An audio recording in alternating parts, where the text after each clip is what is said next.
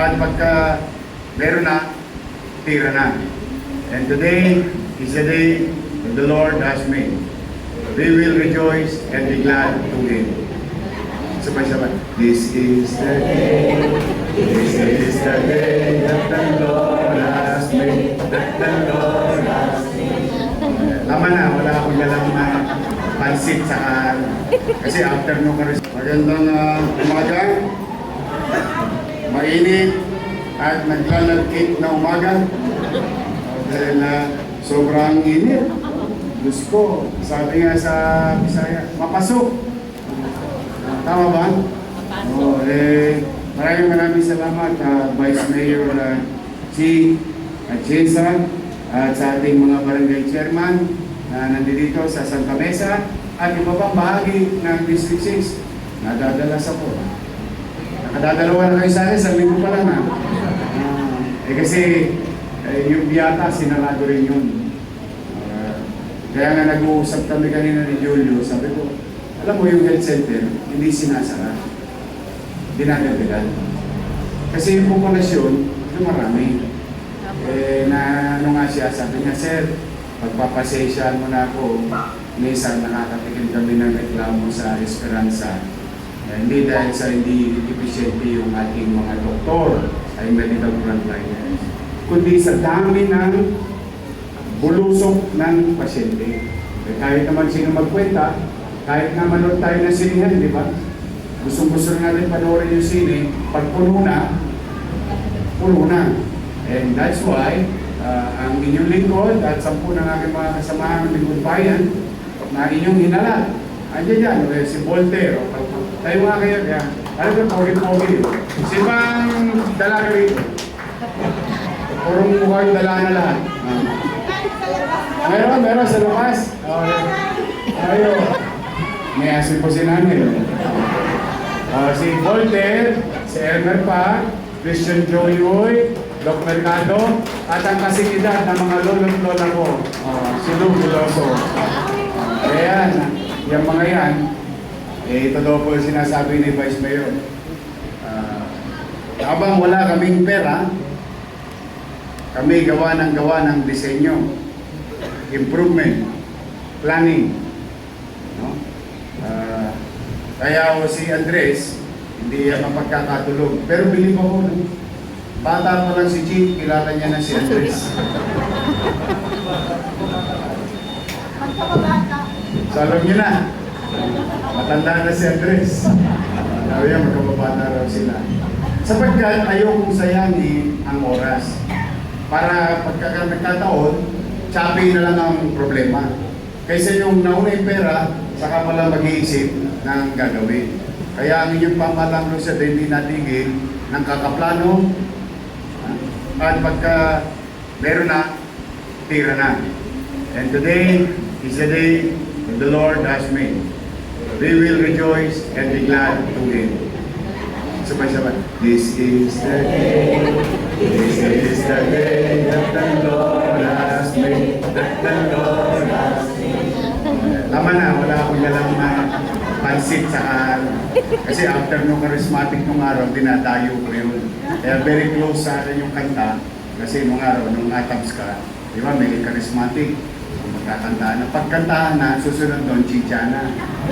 Meron na sopas yun. No? Inaabangan namin nung araw. But kidding aside, I think this is the day that the Lord has made, wherein you paid the price for so many years, you were deprived of such healthcare facility. Now, we are happy to inform you of all the challenges financially or fiscally ng City of Manila. Talagang pinilit po namin na pigain ang gripo. Nandito ang ating mga partner. Nakakaapo, kamitin ko lang. Natutuwa naman ako. Maganda ang datingan ng Maynila pagdating sa PhilHealth. Palakpakan natin ang ating mga taga-PhilHealth. Mga taga-DOH, ang paggawa ng health center at paggawa ng ospital ay hindi po si simpleng bagay. Kaya po sinasabi ko, wala kang pera, gawin mo na yung plano. Kasi the plan itself will take months and weeks, and you have to have it approved sa national government, in this case, DOH, which you are required to acquire PTC, Permit to Construct. Ibig sabihin, kung ano man ang disenyo na gagawin dito sa inyong health center ay nababagay sa alituntunin ng pagkakatatag o pagtatatag ng isang health center. So hindi siya minuestra lang, kinukurokis-kurokis lang. It has to have an acceptable plan ayon sa mga regulasyon at espesyalista ng national government. Kaya kami lagi nga na pagtulungan sa kanila at magabayan kami. Pero sigurado ako, yung pawis nyo ngayon, sa susunod na punta ninyo rito sa December, naka-jacket na kayo. Matagal ko pong gagawin ito. Pasensya na kayo. Ang nagsasabi na dapat, nagsasama na? Kasi pag nakita nyo yung pasilidad, para na kayong hospital dito. I mean, the way I look at it, yung mga ikakarga rito, yung mga bungan, nasa kamay. Kaya, huwag na mag-alala. Anong gusto nyo? Marami ako sa North Cemetery, sa Cemetery. Magaganda ako na ron. But kidding aside, X-ray, mga pang-senior, pang-bata, pang-textbook, and everything. Yeah, the basic, lahat ng basic na pwedeng i-deliver sa inyo, sa isang health center, ay makakamit nyo dito. On top of that, huwag kayo mag-alala, hindi nyo kailangan mag-online. Kasi yan, naalala ko na yung online kasi yung matanda ron. Ano yan? Buti na lang, nabalik ka. Wala na yung online. Sabi niya kanina, maganda. Bilhin mo, dati, nag-online ako ng Lunes. Kinabukasan, nawala pa yung data ko. No.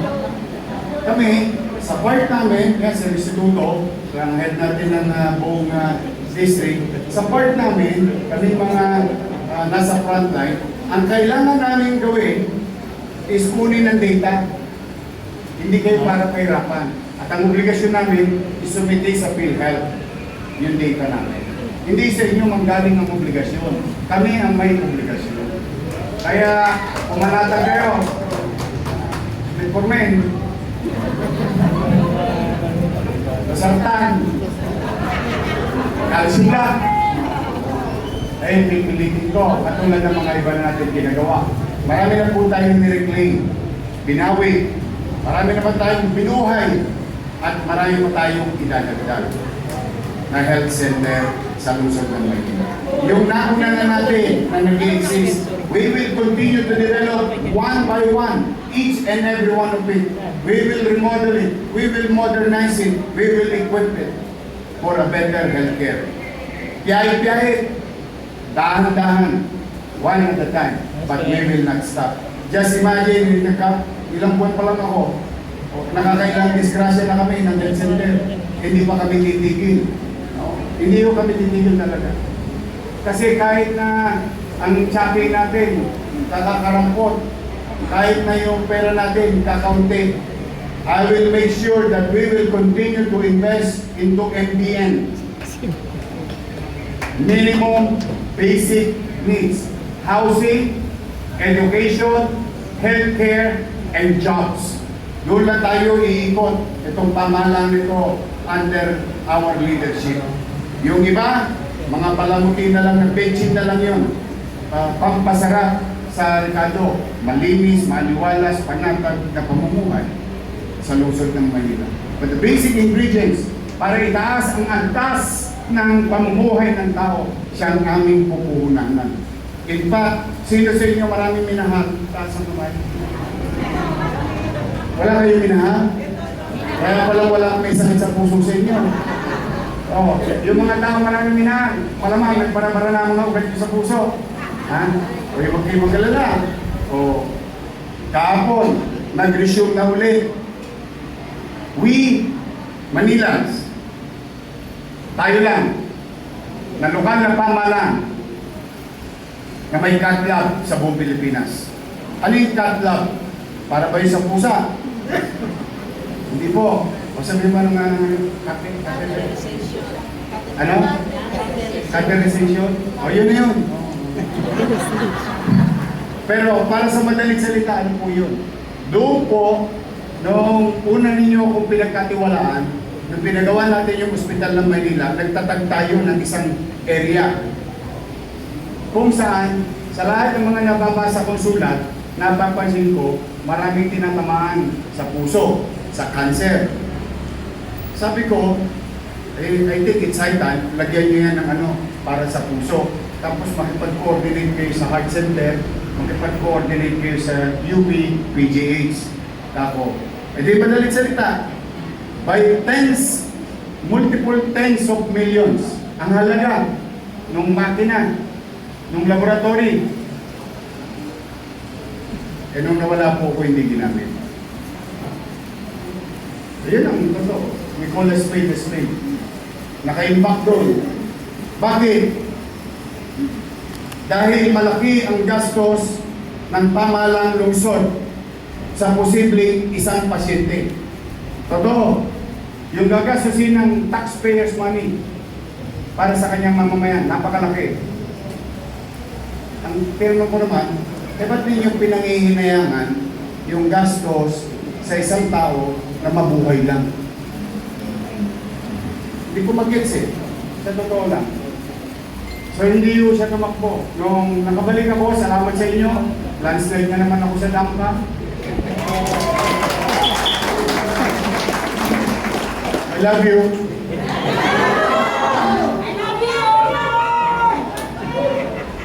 Inactivate ko. And good day, Director Padilla and our interventionist cardiologist. Malapit na po ako mag-doktor, mag-exam na po ako. Sa tulong nila, nakapag-angiogram tayo ng maraming beses na. Magkano angiogram? 50, 80,000. Pag minalas-malas ka, napunta ka sa St. Luke's o sa Lourdes, dito na lang. Huwag ka na lumayo. Magtanong kayo ng angiogram dyan. Ito masama. May nakitang bara. Parado. Hindi naman pwede si malamanan doon.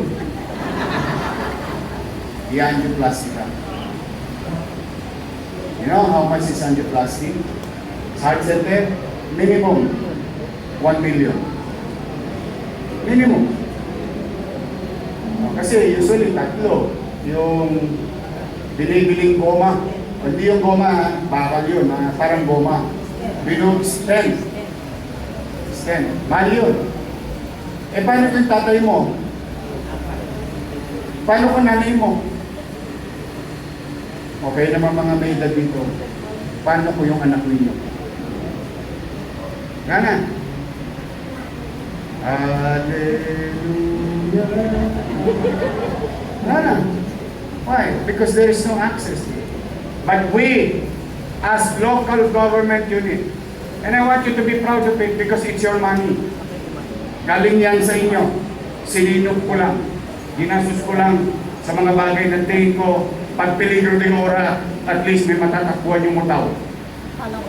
Biriin nyo, nakapag-conduct na tayo ng angioplasty. Nakadalawa na tayo. Buhay! Successful!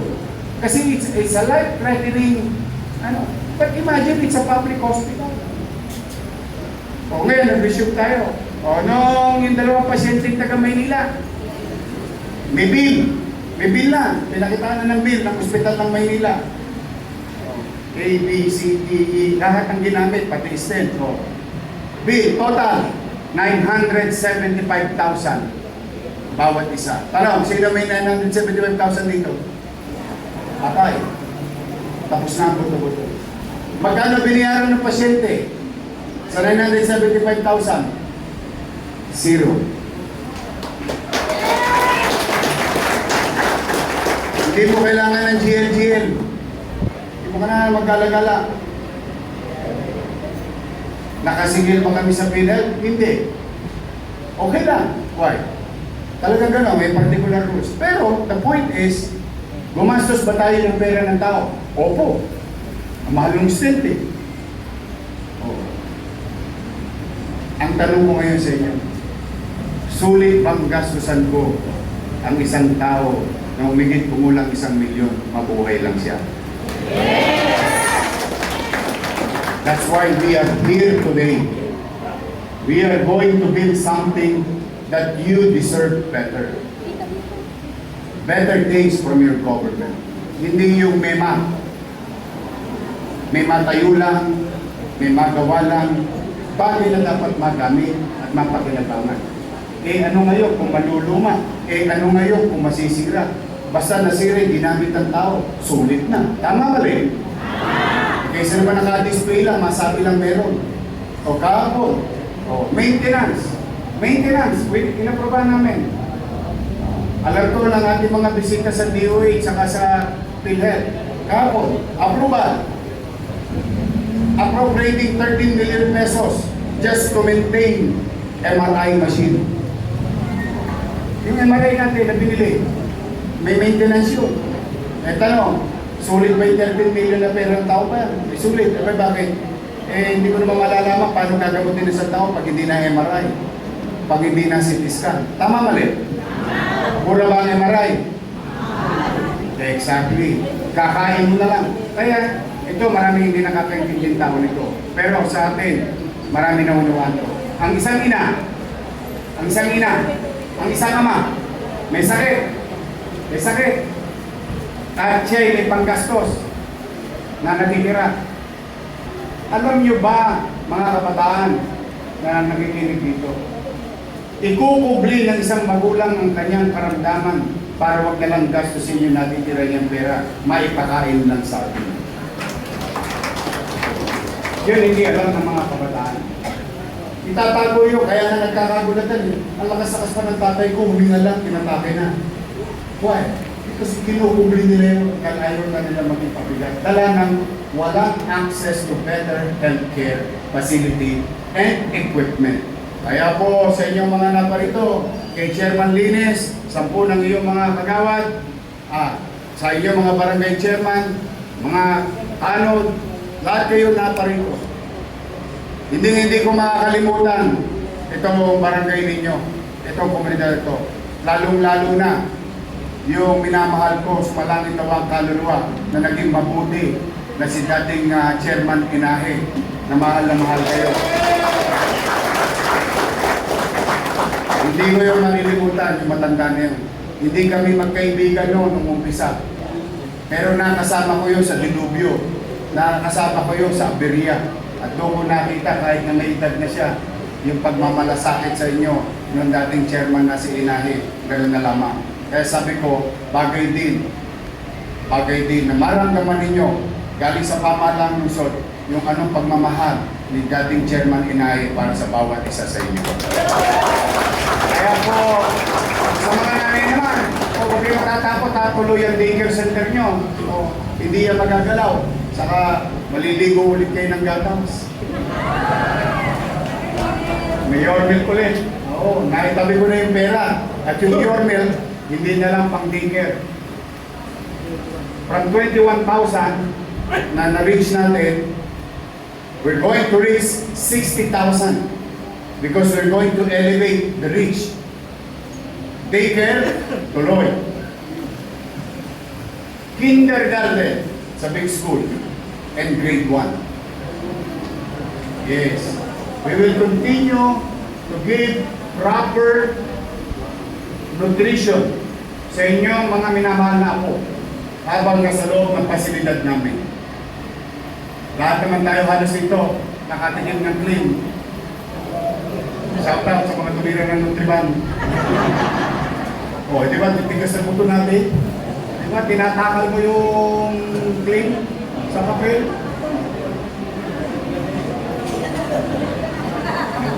Sabi ka lang, nangyayabot yung pero kita mo, ang titibay natin.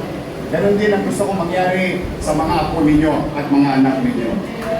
Now, again, This is for you. This will take up to December. But what I believe, when we commit, we will deliver. Sa Pasko, dito tayo mag-Christmas party. Bukas na. At saka, meron lang akong personal na gusto pasalamatan. Sino may doktora dito dating matanda? Franco. Dr. Franco. Gusto ko lang ipaalam sa inyo. Ha? Kasi nakamiting ko yung dati. Sabi niya, Yorme, sana pag nakabalik ka, pwede ba ibalik mo yung Pamana Health Center? Kaya niya sa I have to give it. Ako, ganoon naman ako lagi. I always give credit where it's due. Eh, gusto ko lang i-shout out si Dr. Franco. Kaya mga nanay ko, mga tatay ko, mag-ingat kayo. Mainit! Huwag kayo maraming tubig. O, maglulubi-lubi na tayo ulit. Tapos yung Enero, Febrero, Marso. O, di ba? Ay, kapag na. Abril, Mayo, Hunyo. Abangan nyo na. Steady lang sa Gili, kaya sa Maynila, pahabaan ng buhay. Kasi kaya gusto ko talaga yung mga lolo't lola natin sa tinagal-tagal ng panahon nila namumuhay sa Maynila. Ngayon lang nila maramdaman na may gobyerno sila ang prioridad at pinagmamalasakit.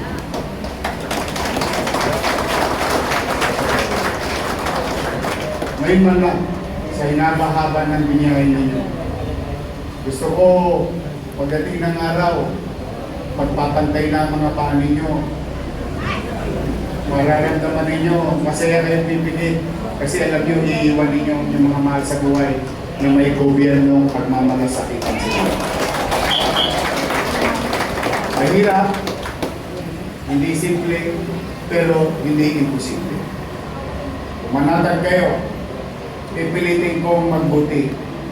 Pipilitin kong maging episyente. Hindi ito perfectong gobyerno.